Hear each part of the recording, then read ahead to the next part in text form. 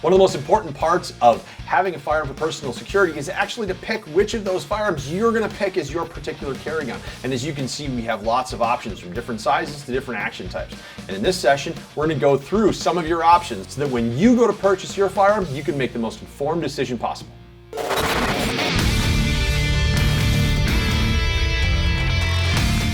This is the Art of Defense.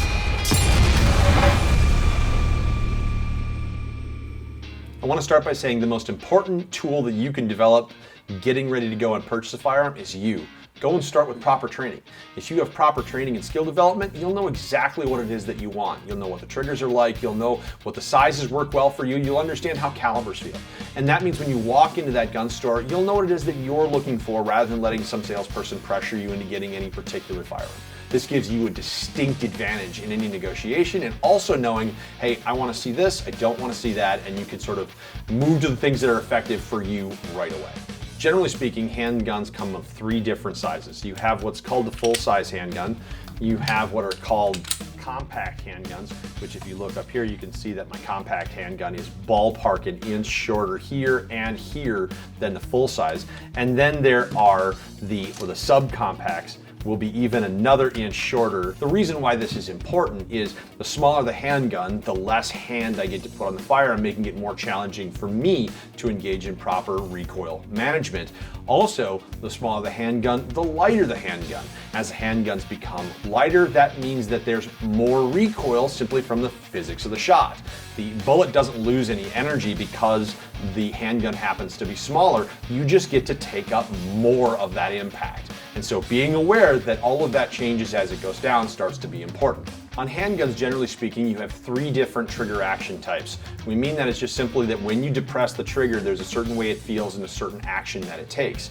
With something simple like, say, this Ruger LCP, it has something called a striker fire trigger. The way this works is as soon as you pull out, you go to a slack out position, it's a slow increase of pressure. It releases the pin forward to strike the primer and ignite the powder to push the bullet down the barrel of the gun. This 911 from Springfield also has a very consistent trigger, but it has what's called a single action only. What that means is that the only thing that the trigger does is take this hammer and send it forward to strike the firing pin and set off the round inside of the chamber. Another trigger that's also very common is the double action, single action. Double action, single action happens a lot of times with exposed hammered firearms. How this one works is the first trigger press will actually take the hammer, bring it all the way back, and then send it forward. Once the slide cycles, now that hammer is to the rear, I have a small reset, and then it's single action only from that point forward. The last type of trigger is what's called a double action only. In this case, it's similar to what was happening with the double action, single action, but now every trigger press is the hammer's coming back and then it gets released, and then I reset it and the hammer comes back and it gets released.